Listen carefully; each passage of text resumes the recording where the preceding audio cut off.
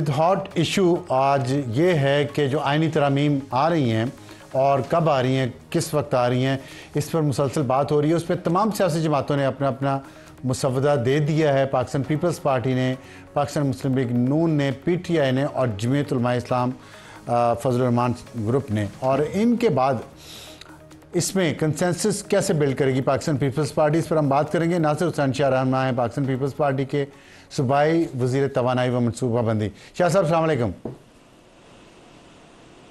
वालेकुम अस्सलाम।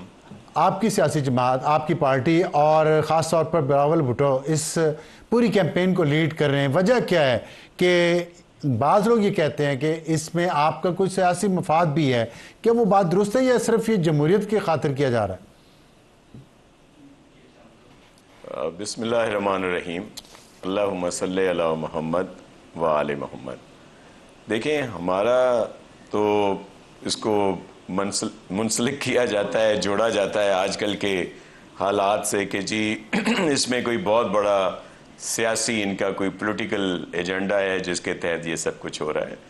हमने तो मिसाक जमहूरियत में ये सब कुछ लिखा हुआ है। फिर जो मंशूर है हालिया इलेक्शंस में जो पाकिस्तान पीपल्स पार्टी ने दिया, उसमें भी इन आइनी अदालतें और दीगर जो उसका तरीक़ेकार है वो सब उसमें वजाहत से है।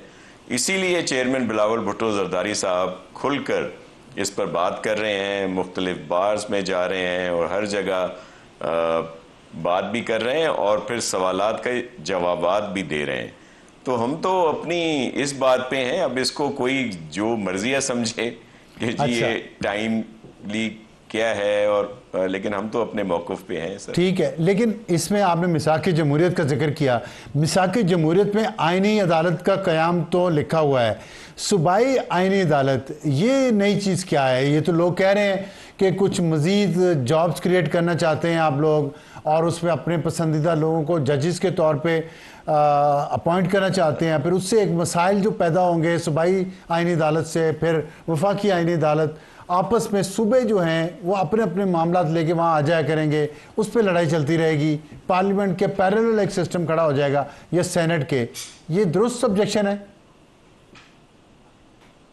जी देखें, ये ऑब्जेक्शन करना या अपनी राय खुद ही अक्स कर लेना, ये तो आजकल यहाँ पे बहुत आम है। लेकिन ये एक बेहतरी की बात थी। हमने वैसे तो आइनी अदालत की बात की है जो वफाक में हो, लेकिन उसके साथ साथ सूबों की भी ज़रूर हमने बात की है कि बाकी तो हर चीज़ का अलहदा है कि जो वफाक से रिलेटेड हैं वो चीज़ें अलहदा हैं, जो सूबे में इस तरह की चीज़ें आती हैं वो अलहदा। उनका तो आपस में कोई टकराव नहीं होगा। आइन सब के लिए वजाहत से है।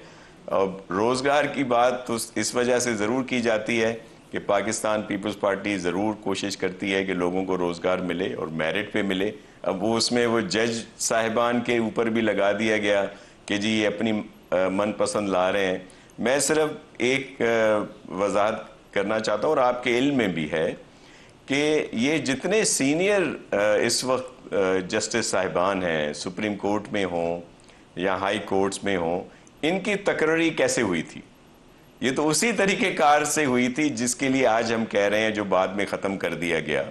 तो ये सब लोग तो उसी से आए हैं ना आगे। तो इसमें कौन से हमारे हैं वो बताए जाएं। हम तो हमेशा विक्टिम रहे हैं। पाकिस्तान पीपल्स पार्टी तो जुडिशरी की शुरू से देख लें, शहीद जुल्फ़िकार अली भुट्टो जुडिशल मर्डर हुआ, बीबी शहीद की हुकूमतों को हटाया गया, कोई इंसाफ नहीं मिला। गिलानी साहब की हुकूमत को अदालती अहकामात से हटाया गया, जो अब जस्टिस अतर मिनुल्लाह साहब कह रहे हैं कि उनको गलत हटाया गया। प्रेसिडेंट आसिफ अली जरदारी साहब साल साल जेलों में रहे, कोई ज़मानतें नहीं मिलती थीं। और भी हमारे बहुत सारे इस तरह की चीज़ें हैं। जिस तरह के फ़ैसले, जो चीज़ें सामने आ रही हैं, हमें तो रिलीफ बहुत देर से मिलता है, वहाँ पे तो एकदम फौरी तौर पे आ जाते हैं। ये जो हाई कोर्ट पंजाब का लाहौर का जो फ़ैसला था, या अभी प्रेयर सुन्नी इताअत की थी, फ़ैसला PTI के हक़ में आ गया। आइन में है कि 3 दिन में उन्होंने ज्वाइन करना है, चले उनको 3 दिन दे देते, उनको 15 दिन दे दिए। बाज़ लोग कहते हैं ये रिफॉर्म्स करनी चाहिए थी ना आपको, कोशिश की गई। ये रिफॉर्म्स करनी चाहिए थी ना, बजाय आइनी अदालत बनाने के। वहाँ आइनी अदालत में भी तो ये फैसले आ सकते हैं रीराइट किया जा सकता है कानून को, आइन को, तो आप उस तरफ जा नहीं रहे और इस तरफ आईनी अदालत बनाने पे आ गए हैं। जी अबसार साहब, आप बहुत अच्छे तरीके से सियासी चीज़ों को भी समझते हैं और अदालती चीज़ों को भी समझते हैं। आपके लिए हमें बड़ा एहतराम है, क्योंकि आप एक सीनियर सहाफ़ी और हमेशा हक सच की बात जो है वो आप करते हैं। आपके इल्म में है कि ये जो अदालतों के लिए तहरीकें चली थीं, आप भी उसमें कवर करते थे, उस वक्त नारे लगते थे कि फिर क्या हुआ? जस्टिस इफ्तिखार चौधरी साहब जो सुन लें, मैं उसी में बात कर रहा हूँ कि जस्टिस इफ्तिखार चौधरी साहब बहाल हो जाएंगे, ये सारा सिलसिला होगा, तो रियासत होगी माँ की जैसी और सब कुछ ठीक हो जाएगा। आपने देखा क्या ठीक हुआ, और वो सिलसिला चल रहा है। हम ठीक हो गए, कम से कम आईनी अदालतों से आईनी अदालतों से ये तो होगा कि जो दूसरी अदालतें हैं, कम से कम गरीबों मजलूमों को इंसाफ तो मिलेगा। अब वो सियासी फैसले ले लिए जाते हैं, बल्कि बहुत हमने तो क्लियर कहा है कि ये कोई पर्सन स्पेसिफिक नहीं है।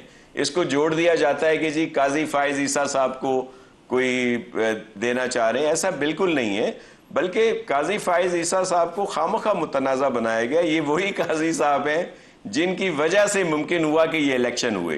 उन्होंने अपने इख्तियारात नीचे दिए, उन्होंने प्रोसीडिंग्स जो हैं वो लाइव की। अब अगर खुद अपने पास जो केस लड़ रहे हैं सब्सटेंस नहीं होगा, मवाद नहीं होगा, जो हुआ था जिसमें ये इनका सिंबल इनको नहीं मिला, वो उनके वकील साहब प्रॉपर अपनी बता नहीं सके, और नेक्स्ट डे पे ये था मौका कि अगर वो केस जो लगा हुआ था अगर उसको उसको चलाते तो इनको कम से कम एक सिंबल मिल जाता या और इनको। लेकिन वो मेरे बड़े मोहतरम है सरदार खोसा साहब, उन्होंने कहा कि हमने केस ही नहीं चलाना। आपको याद होगा? जी बिल्कुल। अच्छा ये बताइएगा, नंबर गेम्स पे थोड़ी बात कर लें कि नंबर गेम्स आपके पूरे हैं JUI के बगैर आईनी तरमीम के लिए? जी हम तो देखें, हम पूरी कोशिश कर रहे हैं कि JUI जो है उसमें साथ आए। आपने देखा कि ये कोशिश भी चेयरमैन बिलावल भुट्टो जरदारी साहब ने की, और फिर जब JUI से बात हुई तो JUI ने मोहतरम मौलाना फजल रहमान साहब ने कहा कि PTI की भी तजावीज़ ले ली जाए, तो उस पर भी चेयरमैन ने कहा कि बिल्कुल आप उनसे ले लें।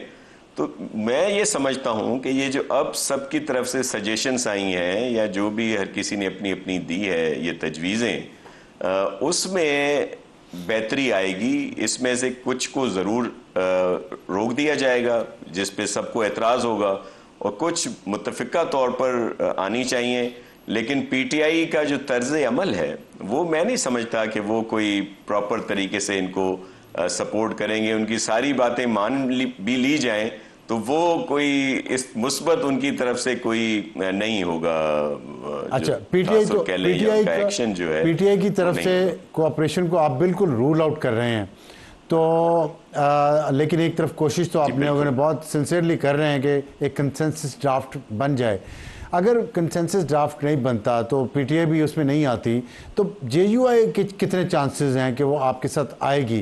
ख़ास तौर पे सेनेट में तो उसके बगैर आपके पास नंबर पूरे होना मुश्किल हो जाएंगे।